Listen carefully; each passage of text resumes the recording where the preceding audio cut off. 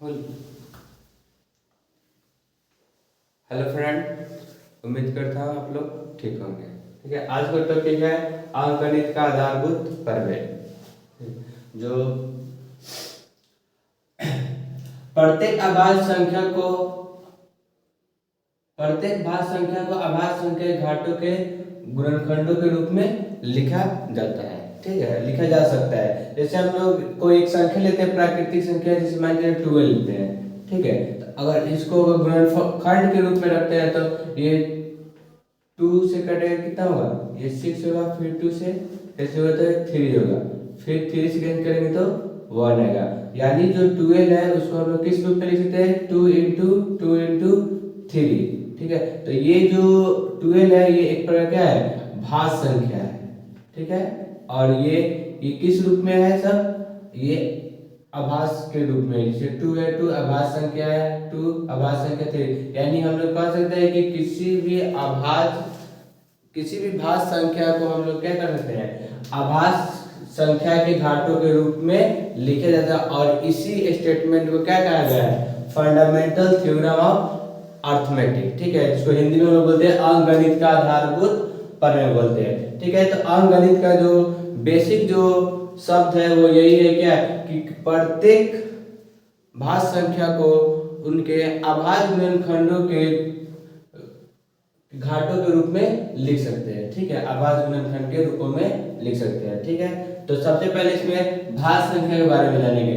भाज्य संख्या वैसी संख्या है जिसकी 3 या 3 से अधिक गुणनखंड होता है। ठीक है, 3 या 3 से अधिक गुणनखंड होता है। अगर दूसरी भाषा में देखा जाए तो भाज्य संख्या वैसी संख्या है जो स्वयं और एक के अलावा किसी अन्य संख्या से विभाजित होती है। ठीक है, तो जैसे बोले ये 4, 6, 8, 9, 10 ऐसे बहुत सारे संख्या है जो भाज्य संख्या है। ठीक है, तो इस तरह क्वेश्चन यहाँ बनेगा, सबसे छोटी भाज्य संख्या कौन होगा, तो 4 होगा। भाज्य संख्या को इंग्लिश में बोलते हैं कंपोजिट नंबर। ठीक है, तो इसमें एक और वर्ड है अभाज्य संख्या। तो अभाज्य संख्या के बारे में डेफिनेशन देखेंगे, क्या अभाज्य संख्या,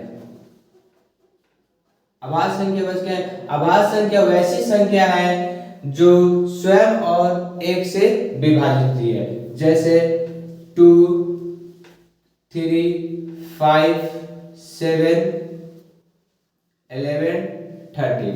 ठीक है, तो अभाज्य संख्या वैसी संख्या है जो स्वयं और एक से विभाजित होती है। ठीक है, या दूसरी भाषा बोलते हैं कि अभाज्य संख्या वैसी संख्या है जिसकी 2 गुणनखंड होते हैं। ठीक है, उसके बाद हम लोग आगे पढ़ेंगे गुणनखंड के बारे में। ठीक है, तो हम लोग अंकगणित के कुछ बेसिक के बारे में जानेंगे। ठीक है, जैसे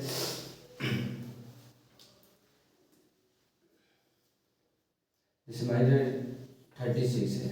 ठीक है, तो अभाज्य गुणनखंड में ये होता है कि सबसे पहले छोटी संख्या को हम लोग प्रयोग करेंगे। ठीक है, तो अभाज्य गुणनखंड में सबसे छोटी जो संख्या होती है वो क्या होता है, 2 होती है। तो 2 से डिवाइड करें तो ये कितना होगा, 18 हो जाएगा।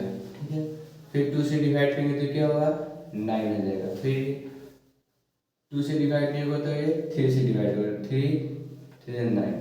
फिर ये क्या होगा, 3 से डिवाइड करेंगे तो 1 होगा। इसी तरह क्या अभाज्य गुणनखंड, इसको एक और विधि से इसको हम लोग गुणनखंड करते हैं जिसको क्या बोलते हैं, वृक्ष गुणनखंड।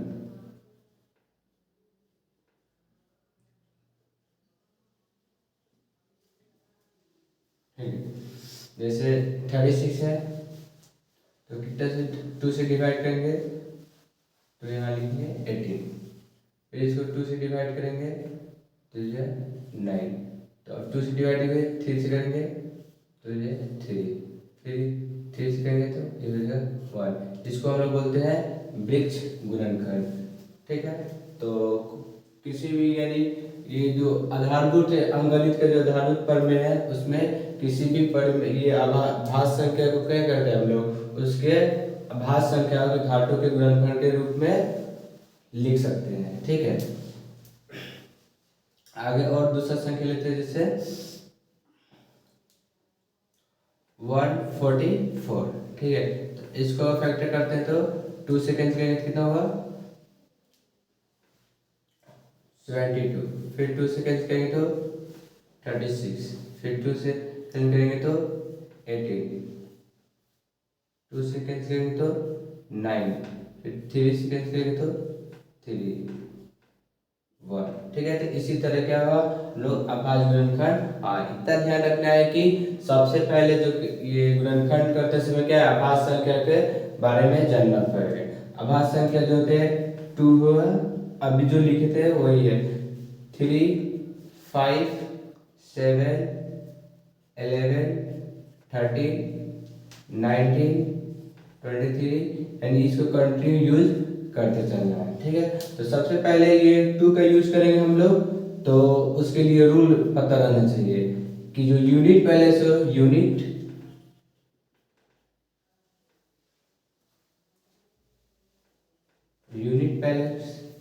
यूनिट पैलेस हो वहां पर हम लोग कितना रहना चाहिए यूनिट पैलेस पर 0 रहना चाहिए या 2 रहना चाहिए या 4 रहना चाहिए या 6 रहना चाहिए या 8 रहना चाहिए, तभी क्या हो 2 से कैंसिल होगा।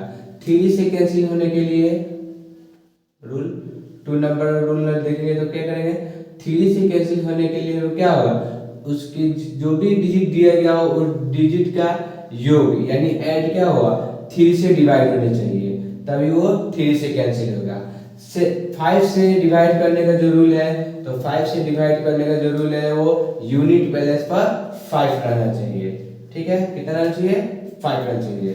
ठीक है, ये कंट्री ये तीनों के रूल पता रहना चाहिए। ठीक है, तब जाके क्या आसानी से हम लोग गुणनखंड कर पाएंगे, न तो थोड़ा सा परेशानी का सामना करना पड़ता है। ठीक है, तो उसके बाद है कि 7 से कैलकुलेट कर देखेंगे, गुना कर देखेंगे, डिवाइड करके देखेंगे, उसके बाद होगा 11 का रूल है कि 1 अल्टरनेट संख्या को ऐड कर ये सबट्रैक्ट करके देखेंगे और 0 आता है या बराबर आता है तो वो 11 से भी कैंसिल है। जैसे बोल सकते हैं हम लोग क्या है 3 1 3 3 1। ठीक है, तो अल्टरनेट देखेंगे यहाँ पर ये ऐड करने पर 4 हो रहा है और इसको अल्टरनेट देखेंगे तो यहाँ पर 4, इन दोनों को सब्ट्रैक्ट करने पर कितना है 0 आ रहा है। इसका मतलब क्या है ये 1 3 3 1 क्या है 11 से क्या डिवाइड हो जाएगा। ठीक है, तो ये सब रूल बहुत जरूरी होता है गुणनखंड करते समय। ठीक है, तो जैसे एक और एग्जांपल लेते हैं हम लोग।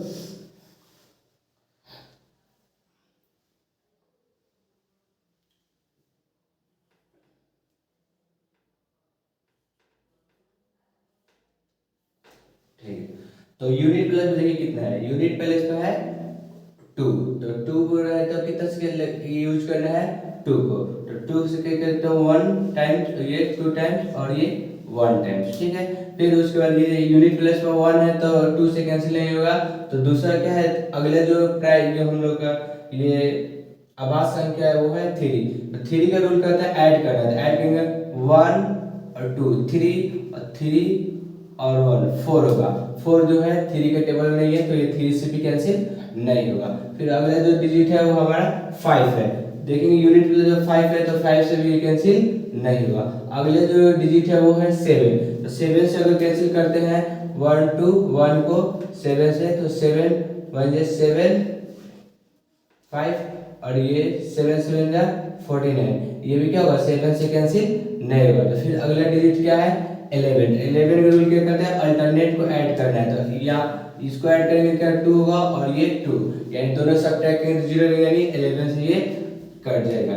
ठीक है, तो 11 से करेंगे तो 11 10 में कटेगा, फिर क्या होगा 11 में हो जाए 11। ठीक है, तो इस तरह रूल को यूज करके क्या कर सकते हैं हम लोग गुणनखंड आसानी से, कितना भी बड़ा रहेगा उसको हम लोग क्या है आसानी से हल कर सकते हैं। ठीक है, तो ये रूल रहना चाहिए पता, तो आराम से क्या होगा कोई भी गुणनखंड करते समय दिक्कत का सामना नहीं करना पड़ेगा। ठीक है,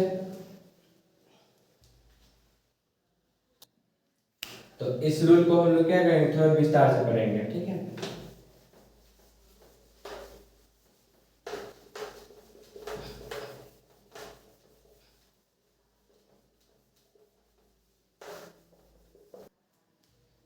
तो गुणनखंड करने का जो मेथड है उसको विस्तार से समझेंगे। ठीक है, जैसे मान लीजिए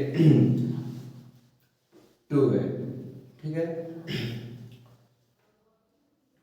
3 है, 5, 7, 11, 30, 70, 90, डैश डैश डैश, ठीक है। तो जो सबसे पहला जो रूल है, रूल नंबर 1, वो याद रखना चाहिए 2 से यूनिट पैलेस पर, यूनिट जो पैलेस है,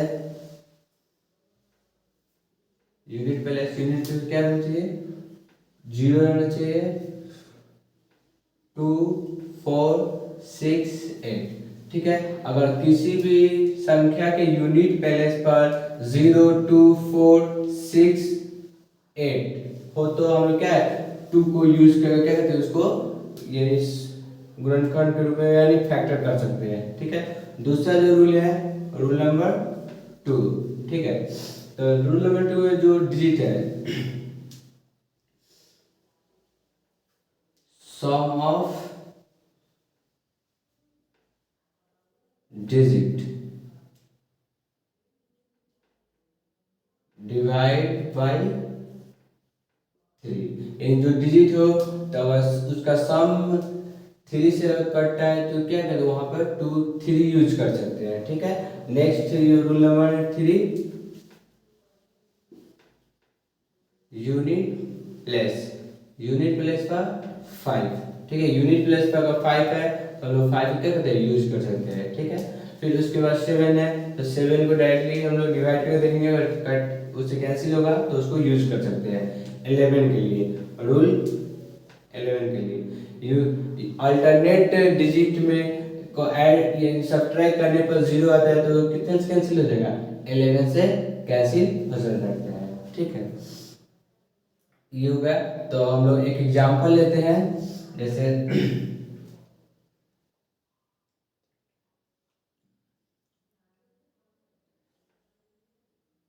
3, 9, 9, 3, ठीक है।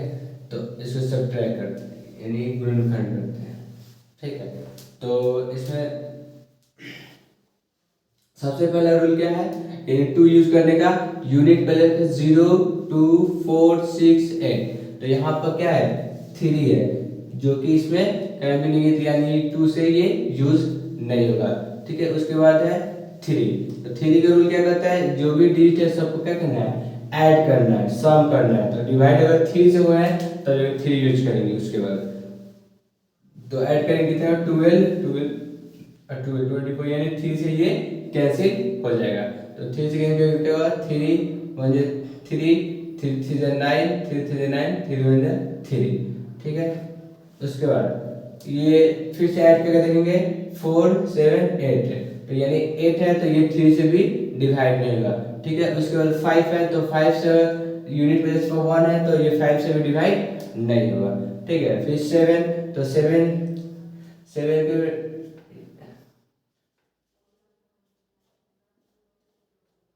7 1 7, ठीक है। 6 9, ठीक है 1, तो ये भी क्या कैंसिल 7 से नहीं होगा, ठीक है। तो उसके बाद अगला डिजिट क्या है 11 का रूल क्या है, अल्टरनेट जो है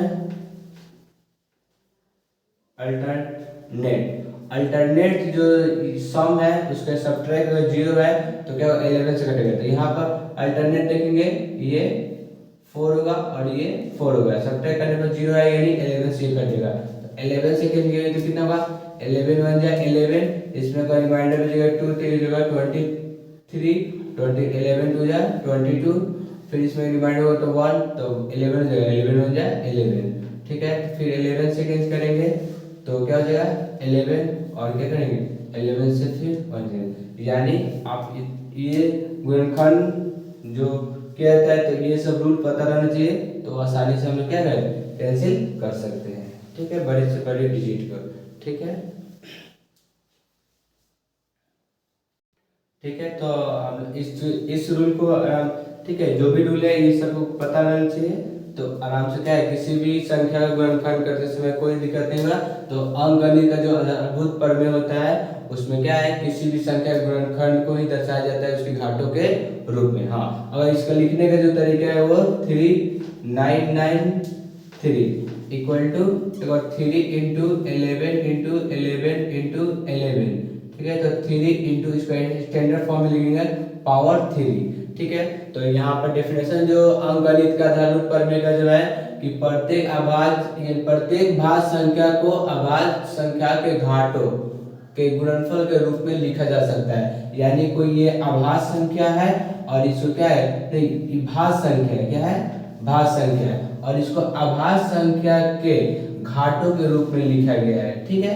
तो इसी को बोला गया है क्या, अंकगणित का आधारभूत प्रमेय, ठीक है।